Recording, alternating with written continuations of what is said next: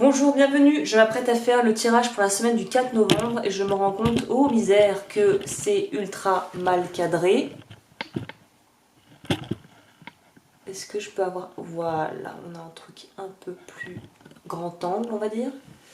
Alors, semaine du 4 novembre, est-ce que... Voilà, parfait, perfecto. Alors, j'ai commencé comme toujours avec le Tao pour prendre un peu d'avance. Je prends le Vision Quest cette semaine. Semaine du 4 novembre, qu'est-ce que ça nous réserve cette semaine du 4 novembre? Ta-ta-ta, patatras, roulement de tambour.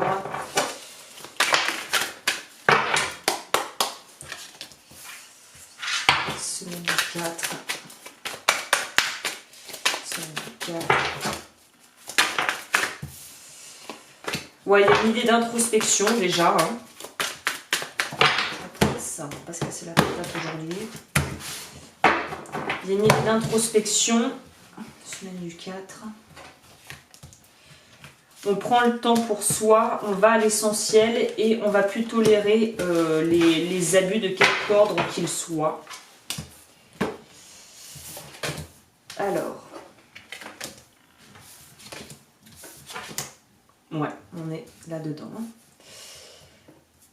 Il va falloir dire stop. Hein. Il y en a certains d'entre nous qui vont devoir apprendre à dire stop par rapport, on va voir à quoi. Des gens dans l'entourage plus ou moins proches qui pourraient un petit peu abuser. Hein. Ok. Et on va prendre... Bon, je peux prendre ça après. Donc là, on est parti. Je commence avec le Tao comme d'habitude. On entre dans la semaine avec l'énergie du rassemblement. Donc l'énergie du rassemblement, pour moi, il y a une idée de pouvoir être un peu, de canaliser ce qui va nous arriver et de pouvoir utiliser ça vraiment comme un fuel pour pouvoir avancer et gagner en maturité et peut-être aussi gagner en connaissance de soi. Pour moi, il y a vraiment, je vois cette idée de, on catalyse toutes les infos, tout ce qui nous arrive en agréable comme en désagréable pour pouvoir vraiment, en fait, transmuter ça un peu comme en alchimie et pouvoir faire transformer le plomb en or, clairement. Donc, vois les merdes qui pourraient arriver cette semaine, que ce soit relationnel ou des choses un petit peu, des imprévus qui te tombent dessus, comme remercie la vie, bénis tes ennemis et dis-toi qu'en fait ça va permettre de pouvoir non seulement te permettre à grandir mais aussi de pouvoir dépasser peut-être certaines limitations que tu t'étais mises dans tout domaine confondu. Là ça résonne évidemment, la jeune mariée résonne avec le diable du tarot parce que on est dans une idée, comme je le disais, où il est temps de dire merde. Il y a des situations qui sont clairement à couper, où on se met en position d'infériorité. Quelque part, on se laisse être traité comme une victime alors qu'on n'est clairement pas des victimes et qu'on choisit d'être dans ce statut de victime, peut-être parce qu'il y a des bénéfices secondaires cachés, inconscients, qu'on ne veut pas s'admettre ou on est dans le déni par rapport à ça. Mais là, il est clair qu'il est temps de couper avec ça, de sortir de soi et on va gagner de toute façon. L'estime de soi va en être renforcée par rapport aux choix que tu pourrais porter et aux décisions que tu pourrais prendre. Il y a vraiment une idée de pouvoir sortir de ça et que ça soit hyper bénéfique du coup et que ça apporte vraiment une véritable libération. Moi, je vois que les gens qui pourraient avoir tendance à abuser sont des gens que tu connais autour de toi, pas forcément famille, mais des gens dans le cadre professionnel ou dans le cadre de vie, des gens que tu pourrais côtoyer. Si la demande dépasse ce que tu peux faire ou que la demande ne te convient juste pas, tu as le droit de dire non et sans avoir à te justifier. Et généralement, les gens sont pas préparés quand on dit non. Mais pourquoi? J'ai pas à me justifier, c'est non, je peux pas, ou j'ai pas envie. Et là encore, je suis en train de me justifier. Donc tu vois, c'est vraiment hyper dur en fait de pas se justifier. Mais il faut avoir l'aplomb de pouvoir dire non, j'ai juste pas envie, j'ai juste pas envie, je ne veux pas faire ça, c'est non. Et là, il y a vraiment une idée de... La vie va nous pousser à nous affirmer cette semaine. Hein.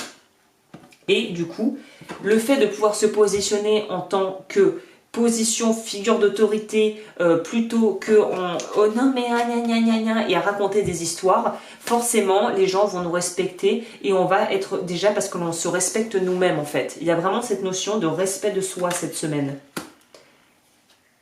Qu'est-ce qu'on a en dessous? La suite monte à travers. Oui, donc en plus on est dans quelque chose où ça pourrait vraiment surprendre. Peut-être qu'il y a des réactions de gens autour de toi qui vont surprendre. Peut-être que tes réactions vont surprendre. Et on va se dire, ouais, qu'est-ce qui lui arrive?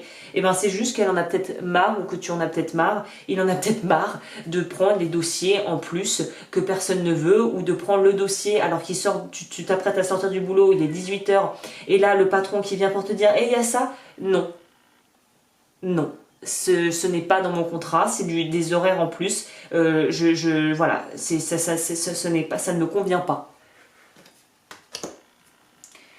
Alors oui, et puis alors voilà, on a le valet de denier, donc là on est sur du valet, donc on n'est pas sur un roi qui s'impose, mais on est quand même sur quelque chose où on est prêt à faire des découvertes sur soi et à voir quelque part, à se découvrir. Pour moi il y a une véritable, je sais pas si on voit bien la carte, il y a une véritable découverte de soi et là sois curieux, observe-toi et observe ta vie comme si tu étais un espèce de scientifique qui découvrait les êtres humains et qui découvrait ta personnalité et qui tu es. Il y a une idée de pouvoir vraiment se challenger et de pouvoir se voir avec d'autres yeux et de pouvoir être quelque part, s'autoriser à être autre chose que ce que l'on a toujours été.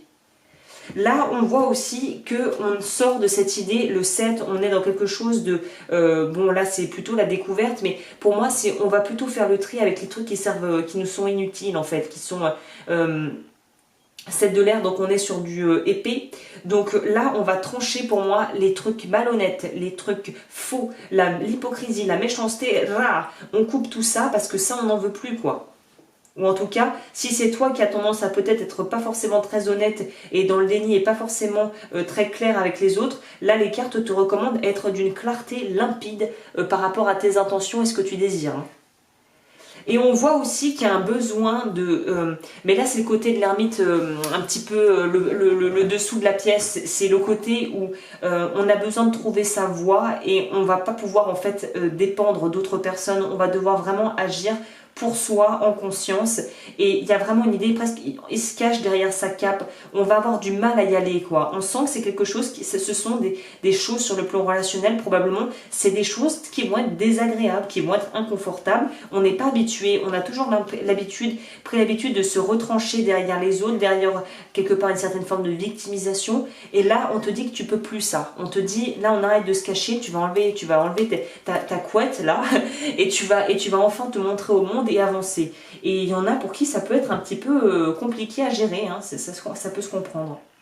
On a du 8, le 8 de denier. Le 8, on est sur le mouvement. Donc on est sur quelque part accepter le mouvement, accepter d'être dans quelque chose on reconnaît, on apprend sur soi, c'est ça. On apprend sur soi. Cette semaine, on va beaucoup apprendre sur nous-mêmes. Hein. Et ensuite, derrière le paquet, on a le 9 qui est d'arriver à un plateau où on va franchir une étape de notre développement personnel, on peut dire, et on va gagner en autonomie. Mais la trame de fond, c'est quand même voilà, la peur et le stress, parce que défier l'autorité et affirmer son pouvoir d'action et ses convictions, ça va peut-être pas être quelque chose qui va être facile par rapport à... Parce qu'on aura peur d'être jugé, le regard de l'autre va être quelque chose qui va peut-être être assez un frein. Mais on est quand même protégé, on a quand même l'étoile qui est une carte d'espoir, qui a un besoin de paix. Et je pense que tu comprends que pour avoir la paix, parfois il faut aussi tailler du beefsteak. Quoi. Il faut aussi parfois arriver à se positionner et à être très ferme par rapport à ce que l'on veut et par rapport aussi au respect de soi et à ce qu'on est prêt à tolérer et à ce qu'on ne veut plus.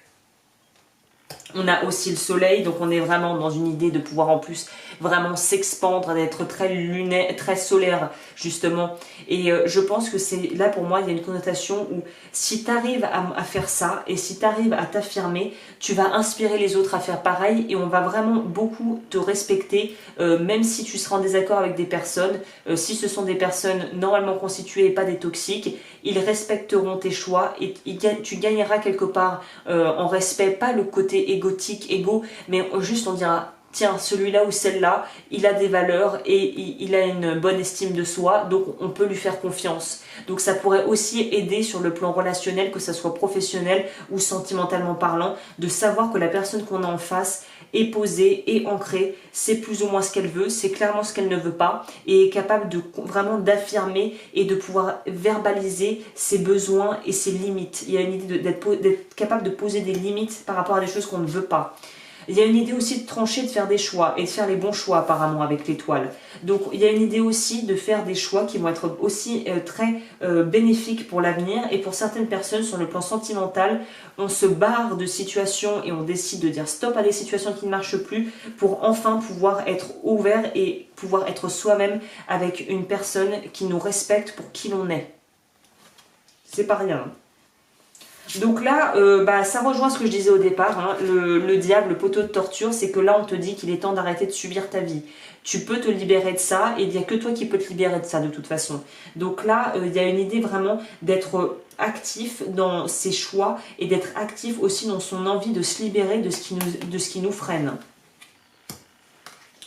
Qu'est-ce que l'oracle de Dalia peut nous ajouter à ce tirage qui est déjà quand même pas mal complet, hein? Alors, pour cette semaine du...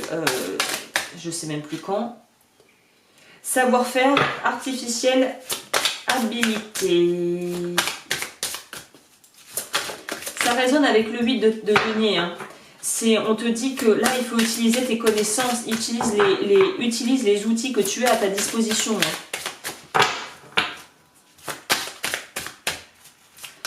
Tout en restant en conscience et en restant intègre, évidemment. On ne te demande pas d'être malveillant, hein. Au contraire, c'est plutôt l'inverse, hein. Diplomatie. Donc là, on te demande de te positionner, mais c'est vrai que j'ai pas beaucoup fait une emphase là-dessus et c'est bien que ça sorte.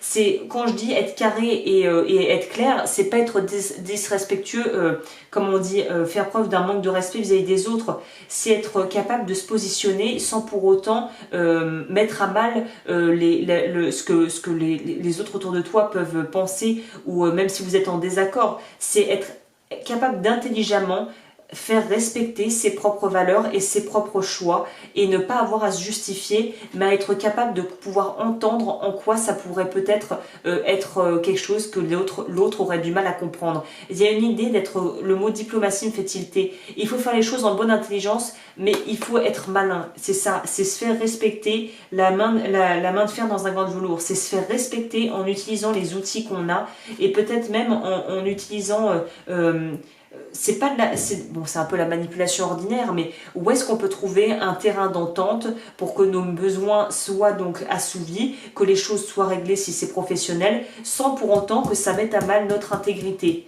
Donc là, il va falloir faire preuve de tact, mais en même temps d'être très clair et très ferme par rapport à ce qu'on veut pas. Équilibre entre matériel et spirituel.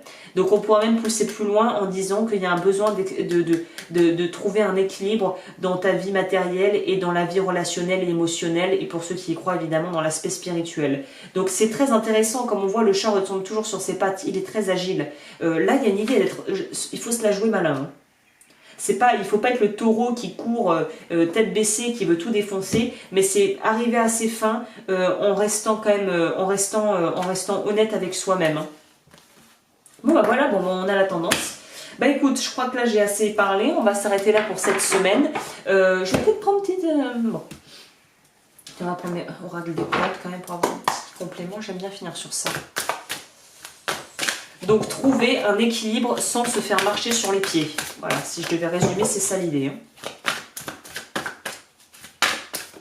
Hein. Alors, celui-là, il faut que je le recharge. Tu veux pas parler? Si, il va nous sortir une carte. Ah! Nul voleur ou usurpateur ne peut vous atteindre, vous ainsi que vos affaires êtes protégés. Donc là, on est dans vraiment, tu vas être testé, il se pourrait qu'il y ait des personnes ou des situations où on te propose de t'affirmer et c'est le moment de s'affirmer. Écoute, je m'arrête là pour les consultations, comme d'habitude, c'est en barre d'infos et je te remercie et je remercie aux personnes qui s'abonnent de plus en plus. Merci de votre confiance. Merci aux personnes aussi avec qui j'ai pu travailler. Un grand merci à vous et je te retrouve bientôt pour d'autres vidéos.